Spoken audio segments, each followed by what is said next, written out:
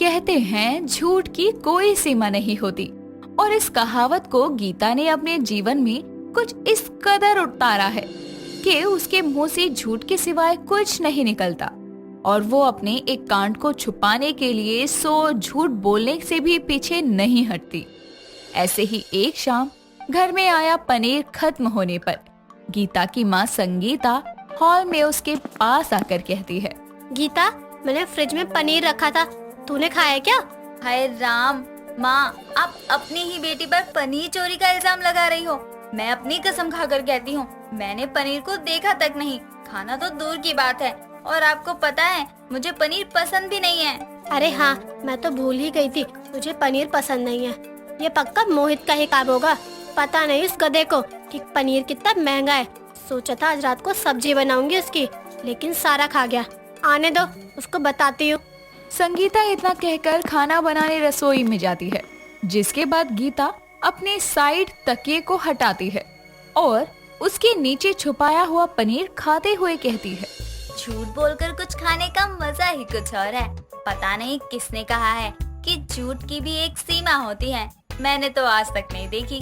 गीता आराम से सारा पनीर खा जाती है और कुछ देर में जब उसका भाई मोहित घर आता है तो उसके झूठ के कारण बेचारे मोहित को अपनी माँ से बेवजह ही खरी खोटी सुनने को मिलती है। गीता इतनी सफाई से झूठ बोलती थी कि उसके झूठ का कभी किसी को पता नहीं चला।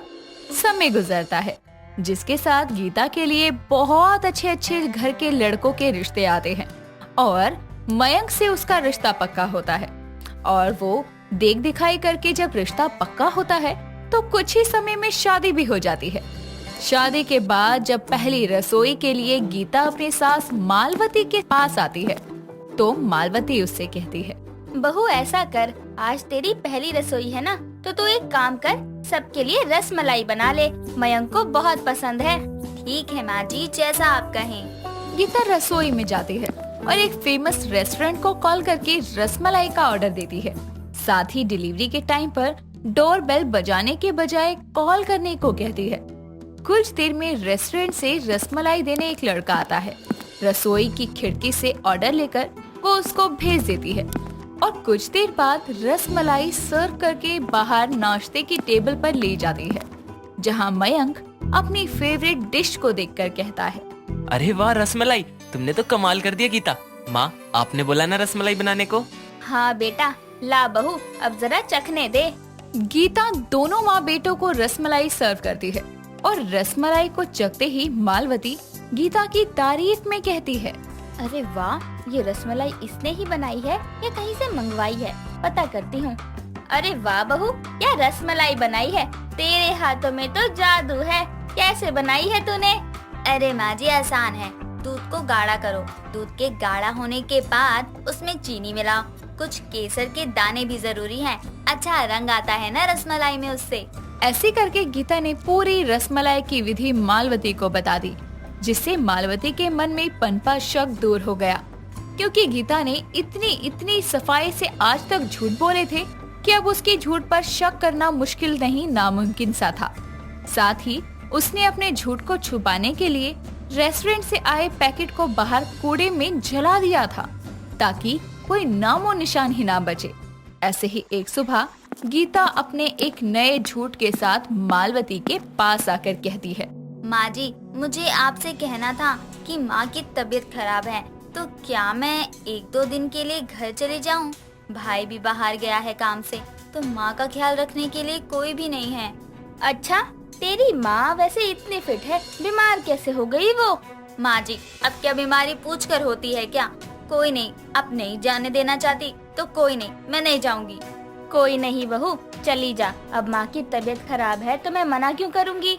मालवती की हाँ सुनने के बाद गीता जल्दी से अपना सामान बांधती है और मायके निकल जाती है। जैसे ही वो अपने मायके पहुंचती है तो उसकी माँ उसको घर देखकर कहती है, अरे गीता, तू अचानक कैसे? सब ठीक तो है ना? ठीक है, और क्या, मैं अपने घर नहीं आ सकती? अरे लेकिन तेरी सास की तबीयत खराब रहती है, इसलिए वो तुझे भेजती ही कहाँ है मायके, और ऐसे में तुझे भी उनके साथ ही रहना चाहिए। माँ जी ठीक है, और उन्होंने ही मुझे खुद यहाँ भेजा है, आप भी ना। माँ जी जरूर घर में फोन कर सकती हैं। अगर माँ को पता चला कि मैं झूठ बोलकर यहाँ आई हूँ तो वो मुझे अभी के अभी वापस भेज देंगी। कुछ कर गीता, कुछ कर। गीता हॉल में मच्छर भगाने वाली एक कॉइल लगा देती है, साथ ही मच्छर वाला स्प्रे भी करती है, जिससे कि संगीता को खांसी शुरू हो जाए। और इत्तेफाक से उसी समय मालवती का कॉल संगीता के पास आता है, जिसको उठाकर संगीता कहती है, हेलो समधन जी, कैसी हैं? अरे समधन जी, आप खांस रही हैं? सच में बहू की माँ की तबीयत खराब है। बताओ, मैंने बहू पर शक किया, वो झूठ बोल रही थी ये सोचकर। अरे समधन जी, माफ करना, इस हालत में आपको फोन किया। मैं पूछ रही थी बहू आ गई? जी जी, अभी आई है। आप कैसी हैं? अरे आप आराम करिए, मैं बाद में बहू से हालचाल पूछ लूंगी आपका। मालवती कॉल कट कर देती है और फिर खुद से कहती है, बताओ, समधन जी की तबीयत इतनी खराब है, मुझे भी जाना चाहिए था बहू के साथ। कोई नहीं, 2 दिन बाद मयंक को कहूँगी, हम साथ चलकर बहू को ले आएंगे। इसी बहाने मिल भी लूंगी समधन जी से। एक तरफ मालवती को लग रहा था कि संगीता की तबीयत सच में खराब है, तो वहीं गीता अपने झूठ को सच बनाने के बाद बड़ी खुश थी। लेकिन तभी कॉल कटने पर संगीता गीता से कहती है, ये क्या है? अचानक इतना धुआं क्यों हुआ? पता है ना, मुझे धुआं बर्दाश्त नहीं होता है। माँ, मच्छर हो गए हैं, इसलिए ये कोई कॉइल जलाई है और स्प्रे भी मारी है। आप चिंता मत करो, मैंने खिड़की खोल दी है, अभी सारी महक चली जाएगी।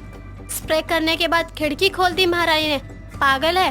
और हाँ, समधन जी का फोन आया था, पूछ रही थी तू आ गई। मैंने बोल दिया हाँ, लेकिन उनसे सही से बात नहीं हुई खांसी के कारण। बाद में कभी कॉल करूँगी उनको। बच गई। क्या कहा? मैंने कहा मच्छर गए। आप भी ना माँ। अच्छा, कल मेरी दोस्त का जन्मदिन है, तो मैं उसके घर शाम को ही जाऊंगी। हाँ, इसलिए आई है ना मायके, सास तो जाने नहीं देती। माँ, अब आप शुरू मत हो जाओ। आपको बोला ना मैंने कि मैं माँ जी से पूछ कर ही आई हूँ। अपनी माँ की तबीयत का बहाना बनाकर घर आई गीता अब आराम से अपने मायके में आराम करती, यहाँ तक कि अपनी माँ का भी किसी काम में हाथ नहीं बटाती। तो वहीं गीता को गए 2 दिन हो गए थे। सारा काम मालवती को खुद ही करना पड़ता था। बावजूद इसके वो अपनी बहू को आने के लिए फोन तक नहीं करती। और उसी शाम मयंक के घर आने पर वो उससे कहती है, बेटा, बहू को गए 2 दिन हो गए हैं, उसका फोन भी नहीं आया। कहीं समधन जी की तबीयत ज्यादा खराब तो नहीं है? ऐसा कर, चलते हैं ना, हम देख कर आते हैं, हालचाल पूछ लेंगे, कितने टाइम से मिले नहीं हैं। हाँ माँ, मुझे भी ऐसा लगता है। रुको, मैं फ्रेश होकर आता हूँ, फिर गाड़ी से चलते हैं। 1-2 जोड़ी कपड़े बहू के रख लियो, क्या पता उसको वहाँ और रहना पड़े। तो कपड़े तो लेकर गई नहीं है वो इतने। ठीक है माँ। मयंक फ्रेश होकर एक बैग में गीता के कुछ कपड़े डालकर अपनी गाड़ी से अपनी माँ के साथ अपने ससुराल के लिए निकलता है। कुछ देर में जब वो वहाँ पहुँचता है तो देखता है कि संगीता हॉल में बैठी मोहित के साथ टीवी देख रही है। तभी संगीता की नजर दरवाजे पर खड़े मयंक और मालवती पर जाती है, जिस पर संगीता कहती है, अरे समधन जी और दामाद जी, आप आइए आइए, खड़े क्यों हैं? मोहित, जब पानी लेकर आ। समधन जी, आपकी तबीयत ठीक हो गई? मुझे ये देखकर बहुत खुशी हुई। मेरी तबीयत? लेकिन मेरी तबीयत तो खराब ही नहीं थी। आपको किसने कहा मेरी तबीयत खराब है? माँ, गीता ने। वैसे वो कहाँ है? वो अपनी सहेली के घर है, कल उसका बर्थडे था इसलिए वहीं रुकी थी, अभी आती ही होगी। संगीता के इतने बोलते ही वहाँ गीता आती है और अपने ससुराल वालों को अपने घर में देखकर हैरान हो जाती है, जिसके बाद सारा सच वो खुद बताती है कि उसने झूठ बोला। और यही नहीं, अब तक जितने भी झूठ उसने बोले थे वो सब कबूलती है और अपनी सास, पति और माँ से माफी मांगती है। लेकिन मालवती उसके झूठ से दुखी थी, जिस पर वो कहती है, बहू, ये ले तेरे कपड़े, तुझे जितने दिन अपने मायके रहना है रह ले, लेकिन अब अगर अपने ससुराल आएगी तो अपने ये 100 झूठ बोलने वाली आदत को हमेशा के लिए छोड़ कर आइयो। इतना कहकर मालवती वहाँ से मयंक के साथ निकल जाती है और अपनी सास को ऐसी जाती देखकर गीता को अपनी गलती का एहसास होता है, जिसके बाद वो अपने ससुराल जाकर अपनी झूठ के लिए माफी मांगती है और दोबारा कभी झूठ का सहारा ना लेने की कसम खाती है।